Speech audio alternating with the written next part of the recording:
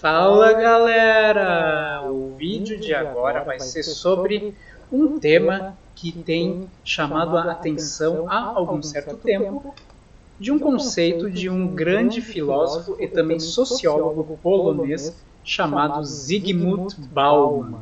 Quem já, em algum momento da vida, não ouviu a expressão amor líquido ou modernidade líquida ou sociedade líquida, né? Primeiramente, vamos fazer um exercício estilístico, ou seja, de apreensão do significado de uma palavra, no caso líquido. Qual é a principal característica de um líquido?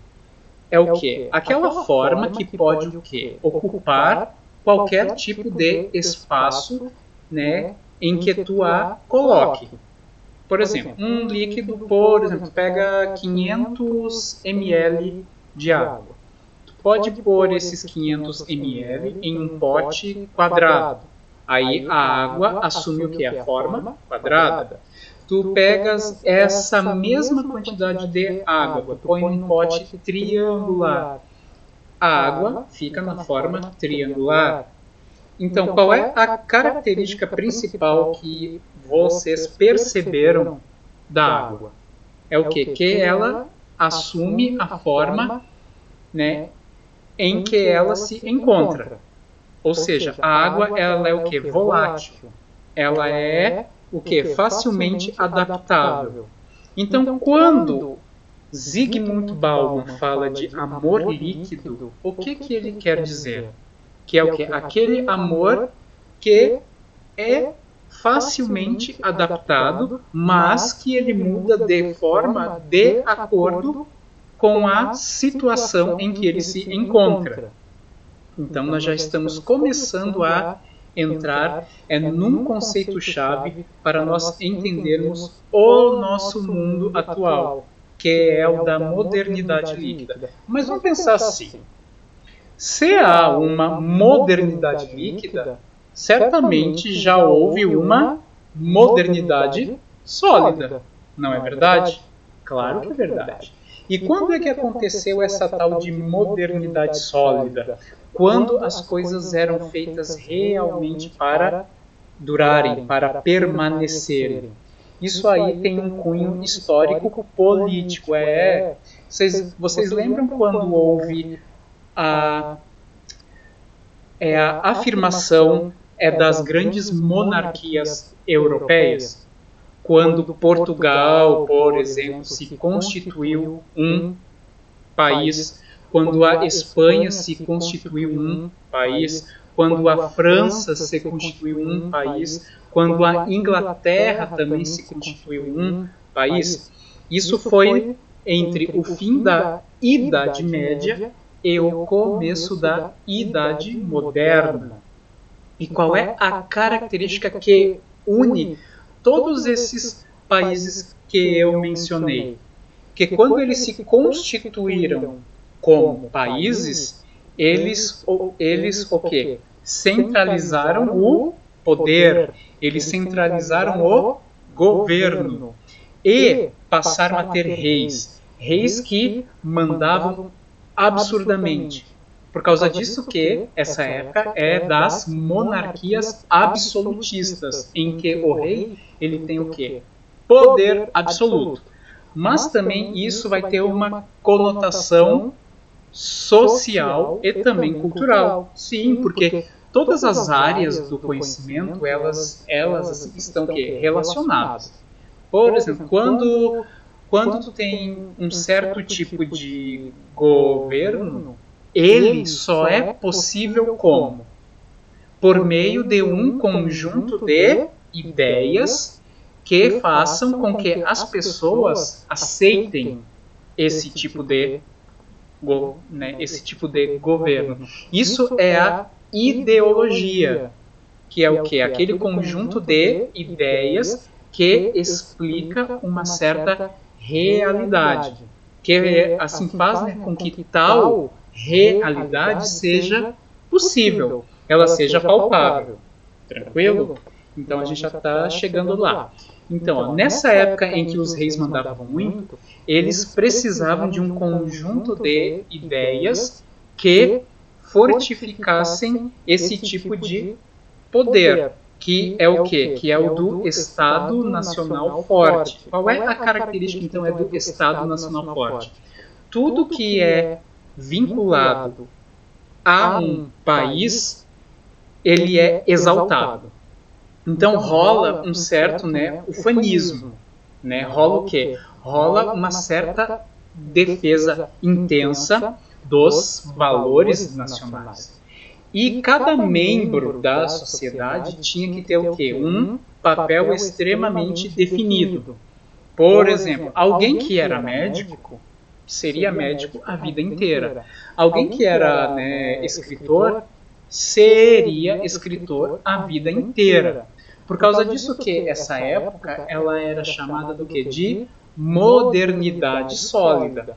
Por quê? Porque estava sendo superado um certo modelo que era qual antes? Que era o do senhor feudal, né, em que não havia o quê? Um Estado forte. Eram o quê? Pequenos feudos é que constituíam um país que tinha em comum apenas a língua, né, e poucas coisas culturais.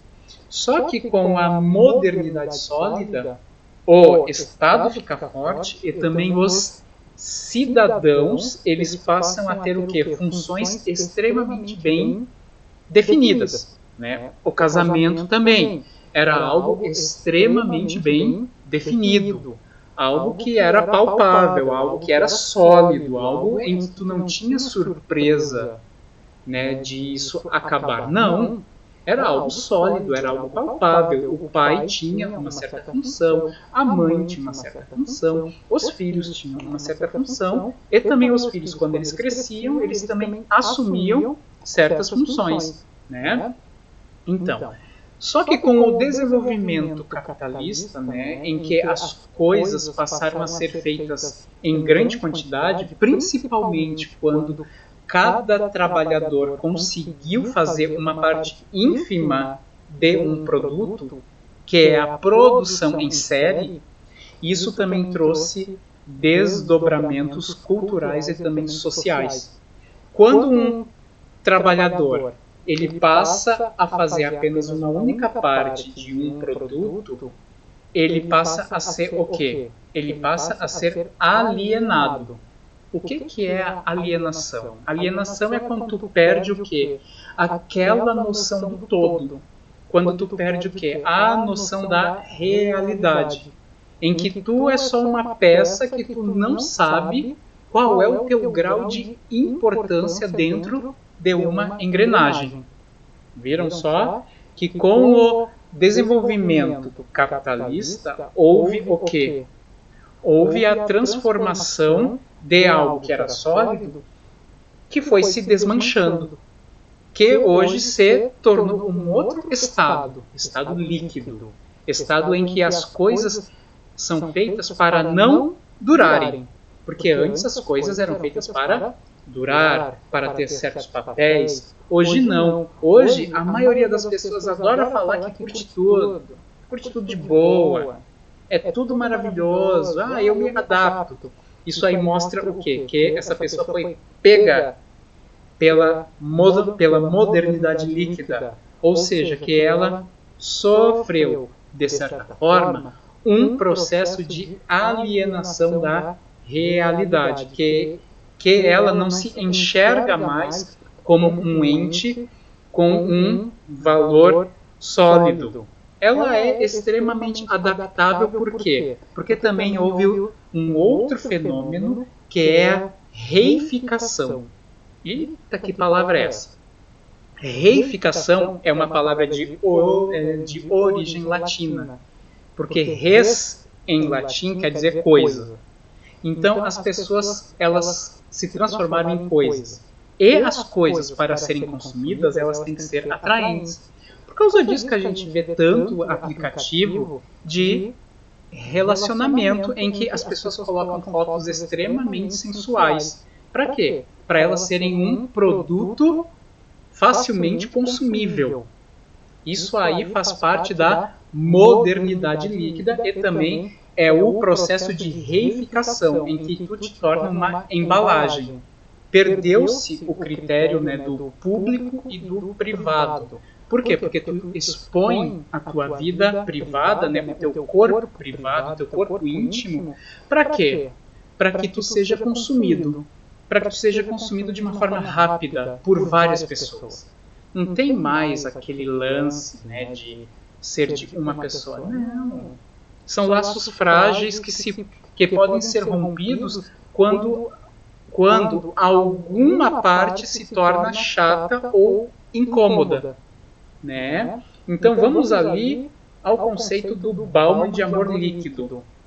Então ali, ó, amor líquido. Opa, calma aí. De acordo com a Wikipédia, olha ali. Amor líquido é um amor a partir do padrão dos bens de consumo. Mantenha-o enquanto eles te trouxerem satisfação. Vocês viram, né? Que o amor passou pela reificação. Como eu falei antes, né? Eu vou até colocar ali do lado o textinho explicando o que é a tal reificação, que se escreve dessa forma, assim. Reificação. Do latim... Opa, cadê isso? Do latim... res. Coisa. Essa palavra latina res, por exemplo, ela está presente na palavra república. Res pública, coisa pública.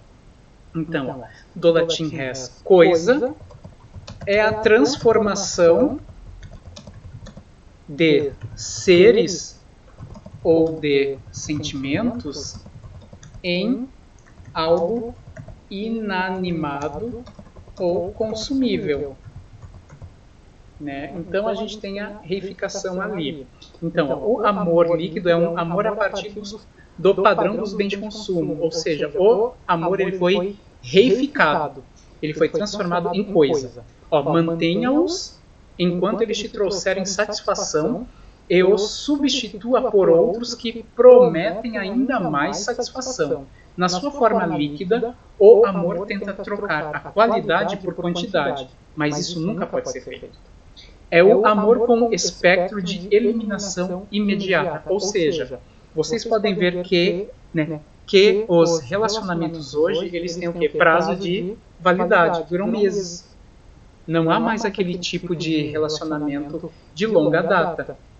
E assim também de ansiedade permanente, pairando acima dele. Então, essa coisa de ansiedade, ela é o quê? Ela é pela iminência do término, ou seja, vai terminar, e também pela obtenção de outro amor. Sempre tu vai estar assim, eu preciso estar bem, eu preciso ter um perfil interessante para que outras pessoas também me consumam. Para que outras pessoas também gostem de mim. Então, isso que é o amor líquido. E o conceito do Bauman, eu vou colocar aqui o nomezinho dele para vocês pesquisarem. Né? Filósofo polonês. Filósofo é também sociólogo polonês. Tá ali, Zygmunt Bauman. Zygmunt Bauman, ele faz uma intertextualidade. Vocês já ouviram essa palavra que eu já falei em aula isso algumas vezes, né? Intertextualidade é o quê? É quando um texto mais novo, ele se comunica com um texto mais antigo. Né? O que é isso? São os textos batendo papo. Um texto mais antigo vai trazer alguma ideia que pode ser atualizada ou pode ser combatida por um texto mais novo. Mas nesse caso aí, Bauman atualiza uma certa ideia de um outro filósofo, só que alemão, que se tornou, né, o grande tormento, né, do cidadão de bem.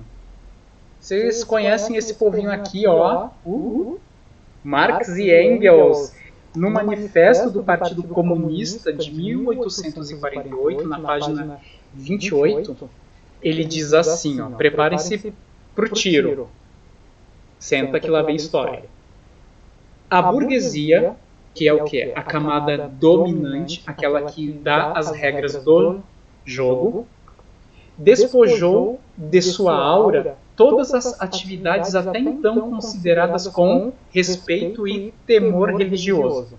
Transformou o médico, o jurista, o padre, o poeta, o homem de ciência em assalariados por ela remunerados. A burguesia rasgou o véu da emoção e de sentimentalidade das relações familiares e reduziu-as à mera relação monetária. Vocês estão vendo o que Marx falou? Marx falou que o que Bauman está falando aqui, que as coisas se transformaram em coisas monetárias. Sentimentos são coisas monetárias. Aquilo que te rende alguma coisa permanece contigo, mas quando outra coisa se torna mais rentável, despachamos e trocamos. Por causa disso que é muito mais fácil comprar do que mandar arrumar, né? Então, só para a gente colocar ali a intertextualidade, só para vocês colocarem isso ali no caderninho de vocês, comunicação entre textos. Um mais antigo e um mais novo, sempre assim, né? Então é isso, gente. Espero que vocês tenham entendido bem quais são as relações de Bauman com Marx e também qual é a sensação de estar em uma época de amor líquido, tá bom? Não sejam assim.